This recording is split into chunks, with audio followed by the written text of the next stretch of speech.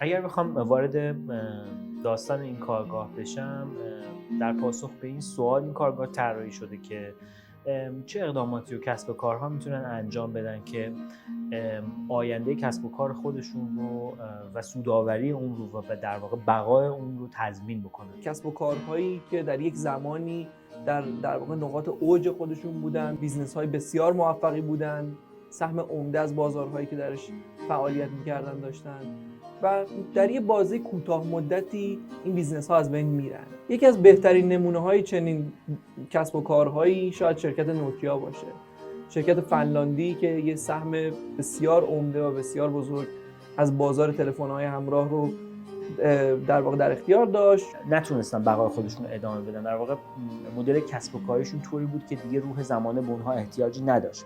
همینطور که شما همیشه نیاز به تغییر و تحول دارید، برنامه‌ها و استراتژی‌هایی هم که برای خودتون دارید، اونها هم نیاز به تغییر و تحول دارن.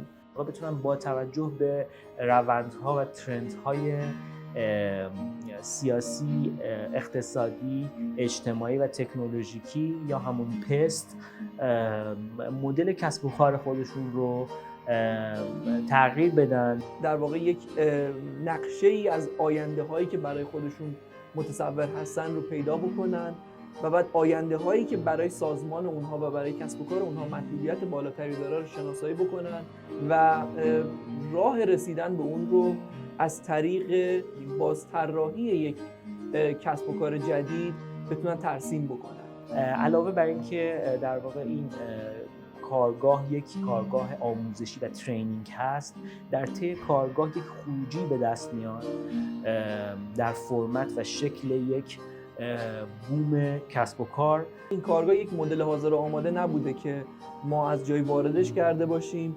این کارگاه مختص محیط کسب و کار ایران در واقع بومی سازی شده.